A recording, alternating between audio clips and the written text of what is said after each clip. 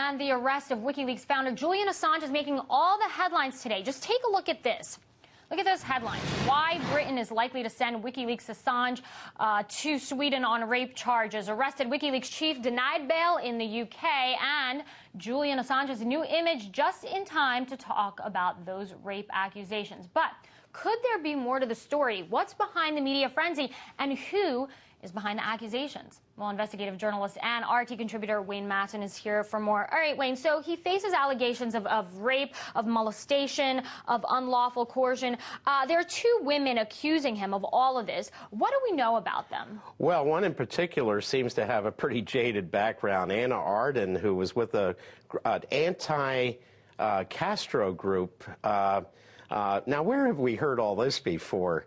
I've said that I think Julian Assange, who came out of the hacker community, is probably useful to somebody, but he may have outlived his usefulness, like another patsy once outlived his usefulness, who was associated with an anti-Castro organization, Lee Harvey Oswald. So what do we have here? A guy who served his purpose. Now we have legislation in Congress to put the Patriot Act into the Internet realm.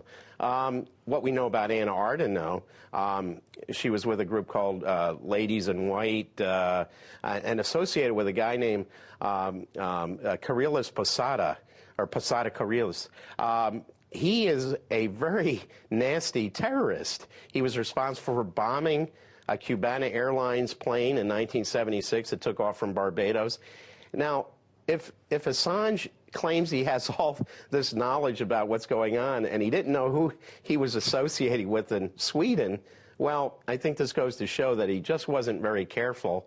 But the saga continues, of course, with Mr. Assange. Well, he's calling this a smear campaign. His lawyers are calling this a smear campaign. But it's very interesting because officials here in the United States have been pretty blunt when it comes to talking about both Assange and the situation. I want to play you a few clips. Take a listen to this. Well, I think Assange should be assassinated, actually. I think Obama should put out a contract and maybe use a drone or something. Whoever in our government leaked that information is guilty of treason. And I think anything less than execution is too kind a penalty. He is an enemy of the United States, actively endangering people, and he's going to get a lot of folks killed.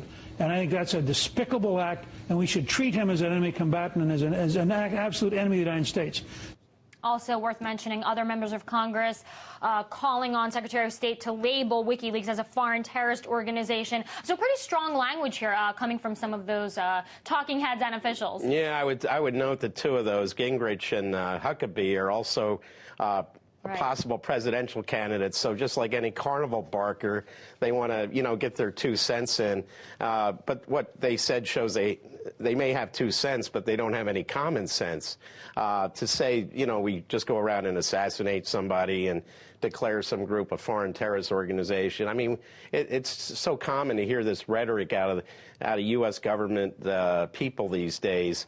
But I would stress the fact that I think what we have with Assange is somebody who got involved with computer hacking early on in Australia, may have worked with some groups like the Chaos Computer Club out of Hamburg, and may have been co-opted by the intelligence agencies. Now he's a guest of Scotland Yard, presumably, and he's probably being visited by certain people at the U.S. Embassy in London who probably have a lot of curiosity about some of what he's been involved with.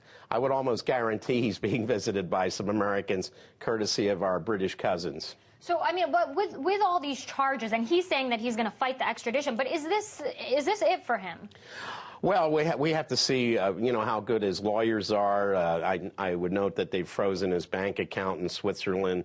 If his money's cut off, he'll find out that his legal representation is probably going to be pretty non-existent because lawyers work for money, as we know.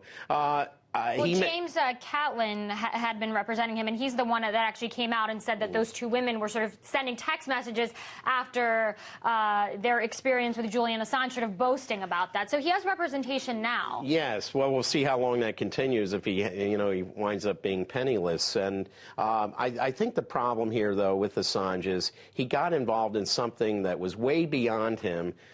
He probably didn't understand what he was involved with. He was obviously carrying water for certain special interests, because as I note, as I noted, Israel looked good in the initial release of the State Department cable tranche, and now we have the move in Congress to put in a shield law to make it illegal to expose any CIA informants around the world. That's what we're faced with now, the movement of the national security state as we've never seen it before into cyberspace. It's interesting. Just last week, a lot of New York Times readers sent notes to the editor, and they had a whole sort of series that they released of this Q&A between the readers and the editors.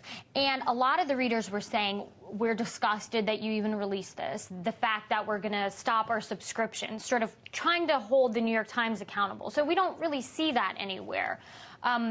I just wanted to get your opinion on that, because that's something that a lot of people bring up. They say, okay, Assange is one thing, but what about the media outlets that also, in effect, release this stuff? Well, two things in particular. We saw some of these cables come out with redactions. I think we saw it with The Guardian. So some names... Right. I mean, they went to the government beforehand. Exactly. But Assange had, had a communication with the State Department as well. Right. So we've seen some manipulation of these documents. It wasn't like, we're going to just throw this out there. And, so there was an amount of gatekeeping. We also have some cables that have shown up on Al Akbar, Lebanese newspaper's website, that apparently they're saying never came from WikiLeaks. So there may be another source for these State Department cables we don't know about, which tends to make the charges against Private First Class Bradley Manning somewhat spurious, because how did the Lebanese paper get these documents if they didn't come from WikiLeaks? Well, certainly an interesting story, and I think you called it best a saga there. RT contributor and investigative journalist Wayne Madsen.